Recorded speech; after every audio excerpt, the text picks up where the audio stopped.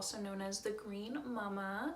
I'm here today to do a recap of my pregnancy so far. I'm going to do one video for trimester 1, one video for trimester 2. Originally I wanted to put them both together, but it ended up being like 30 minutes long, and I know you guys don't want to watch a 30-minute video, so I'm going to break it up. So this first video is trimester 1 recap, just everything that I went through, cravings, all that kind of crazy stuff, just so you guys can have a better idea of, how it's been so far.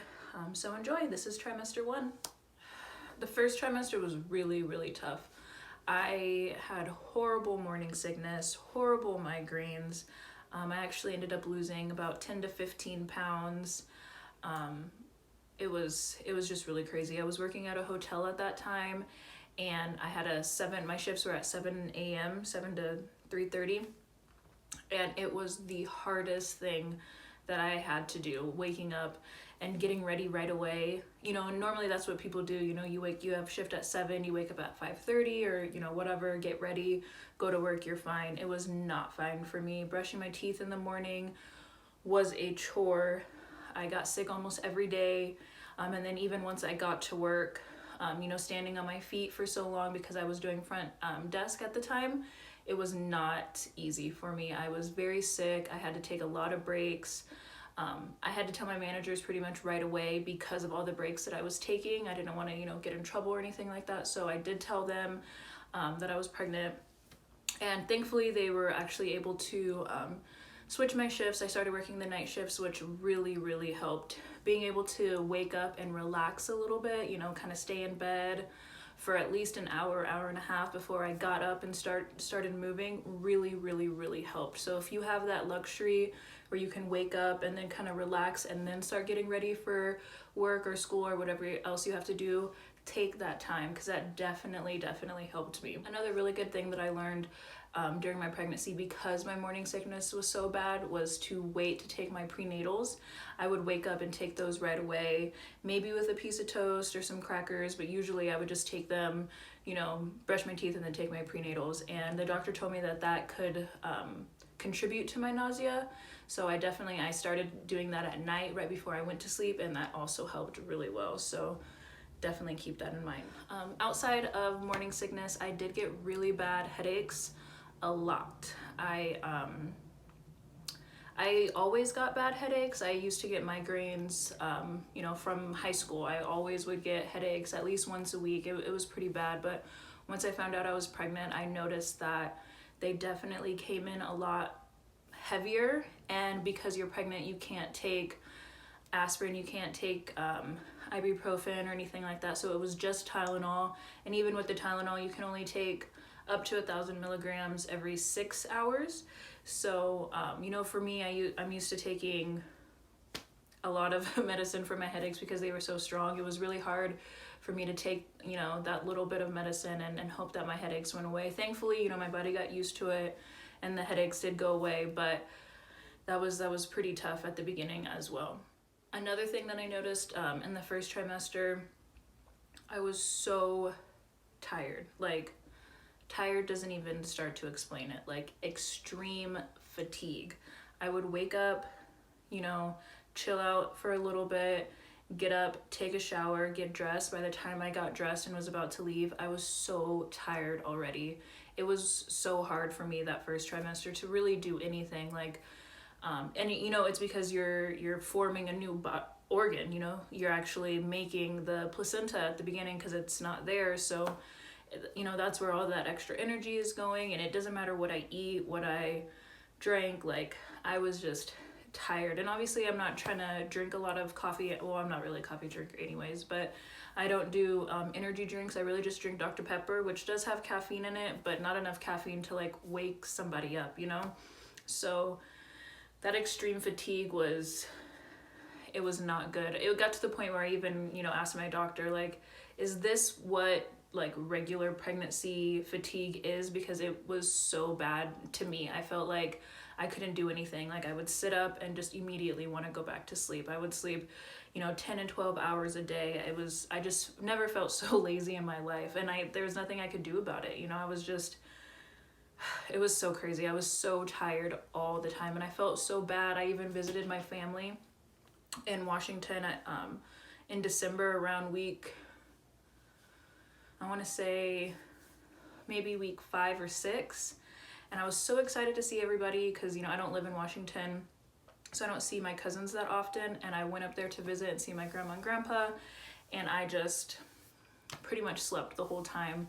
It was really embarrassing and nobody knew what was going on. And I ended up telling a few of my cousins, but it was almost like a waste of a trip. Like, I definitely was able to see people, so I was excited about that, but I wasn't really able to enjoy the trip like I wanted to because I was just so tired.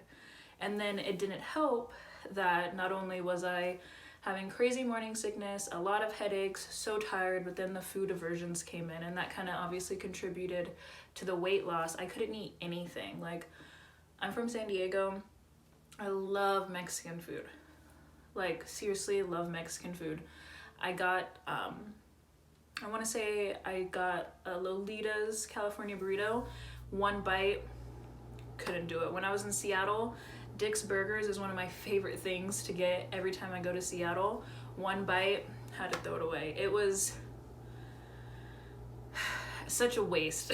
I wasted so much food because I just couldn't eat it. You know, I ended up even ordering one time just plain rolled tacos with cheese on it because I was so hungry and I needed food, but I had to get bland food pretty much, you know, just eat some things that didn't have a lot of taste and have a lot of spice to it, so that I could hold it down, because if I, you know, tried to eat something normal, I was sick and I was throwing up again. So the first trimester was definitely tough. The morning sickness, the headaches, the extreme fatigue, and the food aversions. Those 4 things, again, I lost 10 to 15 pounds. I was so excited to be pregnant, but man, like those first, 13, 14 weeks it was not fun. Honestly, it was really not fun. I also, around 5 to 6 weeks, I was at work at the hotel, standing, you know, front desk, and I had to go to the bathroom. Obviously, the bathroom thing started pretty early, so, you know, I went to the bathroom, and when I wiped, I spotted, and I freaked out, obviously, and I, you know, went straight to the hospital, which was so scary, because I've had a miscarriage before around the same time, 5 to 6 weeks, so it was really scary for me to have that spotting. Thankfully, I went and they told me that it was normal, that there's a couple different reasons why it could have happened, but to, you know, just kind of watch it, make sure it's not like blood, like dark red blood, but if it, you know, the spotting, as long as there's no cramps associated with it, that I was gonna be fine. So it was really scary, but I'm kind of happy it happened because then I was able to have that like peace of mind. I went to the hospital a second time around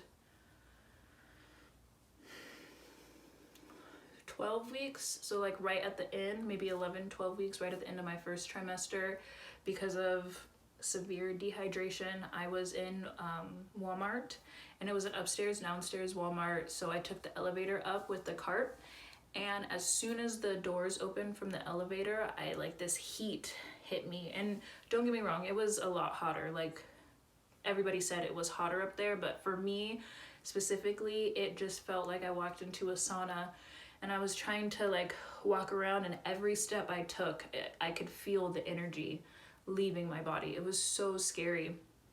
And eventually, like, I was walking and I fell to my knees, and again, I was inside of Walmart. I was like crying. People like ran over, people saw what happened, and somebody got me a chair to sit on so I wasn't sitting on the floor. The store manager came over and got me water. It was literally the scariest thing ever. Like, I almost passed out. I mean, I pretty much did. Thankfully, I didn't like hit the floor with my head, but knees fell down, legs, you know, gave out on me, so it was definitely scary. I ended up having to go to the hospital, like I said. They had to give me an IV treatment, and it was a lot. The IV was definitely necessary to just get fluids back into me because I was so dehydrated. I've never really been a huge water drinker, so you know, I would try to drink water when I could, but I wasn't really too worried about it. But after that, I started drinking a lot more water because you know, your body needs X amount of water normally, but then once you get pregnant, you pretty much need to double that, because all that water is going into like the amniotic fluid and really supporting the baby, but then you also need water for yourself. So it's really, really, really, really important. Keep hydrated, keep drinking water.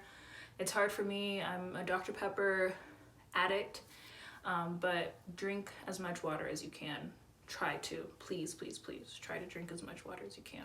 At the end of the first trimester, around week 13, I believe, like right there at the end, I was finally able to hear the baby's heartbeat, and that was such a blessing.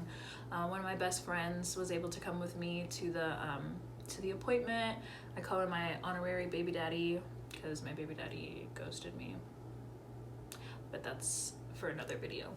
So anyways, I was able to bring my best friend with me, and it was just such a pleasant experience to finally hear the heartbeat, you know, really finally be able to, you know for real, have that like one more step of verification for you, you know? Because at the beginning, you know, you're not feeling any kicks, you're going through all this morning sickness and food aversions and stuff, but you don't really see anything. So it was really nice to finally like see something and hear the heartbeat. So that was beautiful. Yeah, so overall the first trimester was not my favorite 13 weeks of life. I mean, minus the first 4, because you don't know. So I guess those first 9 weeks that you know you're pregnant, that first trimester, really, it was not fun for me. With the morning sickness, food aversions, headaches, and extreme fatigue, I was not myself. I didn't feel like I was myself, and it was just really, really, really, really tough. So that was my first trimester recap. I hope you guys liked it. You were able to understand a little bit better about what I went through those first 14 weeks. I will be posting the second trimester recap very soon, so be sure to turn those notifications on so you don't miss out on the second trimester recap. Again, thank you guys so much for stopping by my channel today, and I hope I see you guys soon. Bye.